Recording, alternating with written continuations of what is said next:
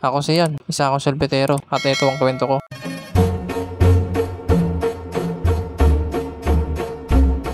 Nandito na nga ako sa labas at nangungulit na naman nga tong anak ko. May bibilin daw siya, kaya sabi ko tara. At nakita ko na nga siya dito sa tindahan. Bili ko daw siya bago daw ako umalis, kaya pinagbigyan ko na nga to. Pinuntahan ko na nga siya kung ano ba yung bibili niya. At ito nga daw yung bibili niya, yung fresh fries. Kaya kinuha ko na yung wallet ko at kumuha na nga ako ng pera. At binayaran ko na yung binili ng anak ko. Ang gastos pa talagang bata ka. Inabot na nga sa akin yung sukli. Pagkakuha ko nga sa sukli, pumasok na ako sa eskinita namin at pumunta na nga ako sa karo ko. Kasi anong oras na? Nandito na nga ako sa karo ko at hindi na rin nga ako nagtagal dito.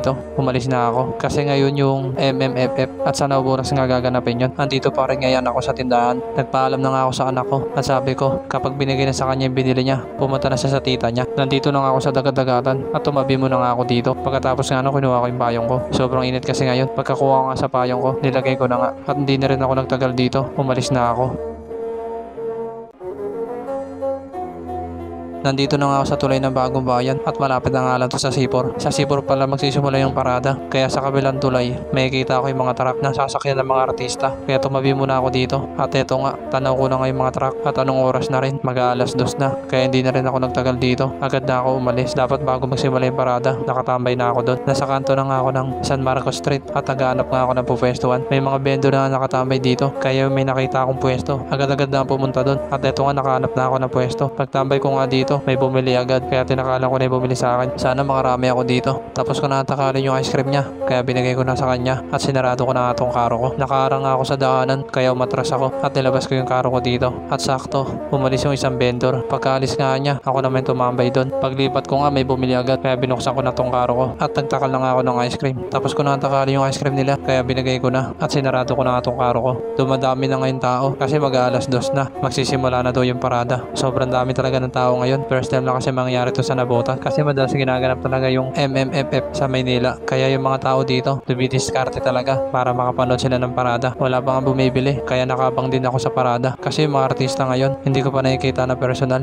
Nagsimula na ngayon parada at tinitignan ko ang maigi kung sino artista to. At yun nga, si Miguel pala. Kala ko si Daniel pero parehas naman silang pogi. Kinakawayan nga nila ako kaya kumakaway din ako. Ay hindi lang pala ako, lahat pala na kumakaway. Habang nanonood nga ako, nakita ko tong utol ko. Anong oras na nga siya nakapunta dito? At eto nga, may parating na naman na artista. Sinom ko nga yung video ko para malaman ko kung sino ba to. Hindi ko nga mamukha na masyado pero artista to. Sabi ko na, eto ngayon na sa Batang Quiapo, yung tatay ni Tanggol, Christopher De Leon. Nakalakpas na nga yung isang parada. At eto nga, may parating na naman. Sobrang dami talaga na artista ngayon. At eto na nga, hindi ko makakalimutan. Siyempre, sino ba makakalimot? Sa Dong yan. Ang pogi talaga ni Dindong. At si Marian naman, sobrang ganda. Walang kupas. Kaya idol ko to sa TikTok eh. Ang galing na sumayaw. Ang galing pa artista. Nakalagpas na ngayon Dong yan. At eto naman ang susunod na parada. Hindi ko kilala yung mga artista dito. Siguro sa kabilang channel to. Kasi kapuso na ako eh. Mula noon hanggang ngayon. Kaya hindi ko kilala kung sino to. Comment nyo na lang sa baba kung kilala nyo ba sila. At eto na nga pinto ko. Hindi ko rin kilala yung mga artista. Pero ang gaganda nila at ang gugwapo. Pero sa tingin ko, mga magagaling din artista to. Kumakaway na nga si Pogi. At may kasunod na naman nga. Siyempre, sino hindi makakalimot dito? Ang megastar, Sharon Cuneta. Walang kupas. Ang ganda pa rin ni Sharon. Ang ganda niya pala sa personal talaga. Habang nanonood nga ako, meron nakakilala sa akin. Isa pala to sa mga tapan ko. Bumili nga siya sa akin ng ice cream kaya tinakalan ko muna siya. Binigay ko na nga yung ice cream niya at pa-shoutout nga daw siya. Shoutout sa'yo. Isa sa mga solid supporter ko. Pagkatapos nga bentahan yung tapan ko, may dumaan na naman na parada. Hindi ko sila nakikilala. Siguro dahil sa suot nila. Mga magagaling na artista rin siguro to. Huli na pala yung dumaan at nandito pa rin nga yung supporter ko. Pinapanood niya kung paano ako mag-vlog. At eto nga, nagpaalam na sa akin. Nagsisiuwian na nga yung mga tao at nagsisiksika na nga sila. Naipit na nga ako dito at meron na naman yung nakakilala sa akin. Shoutout sa inyo dalawa.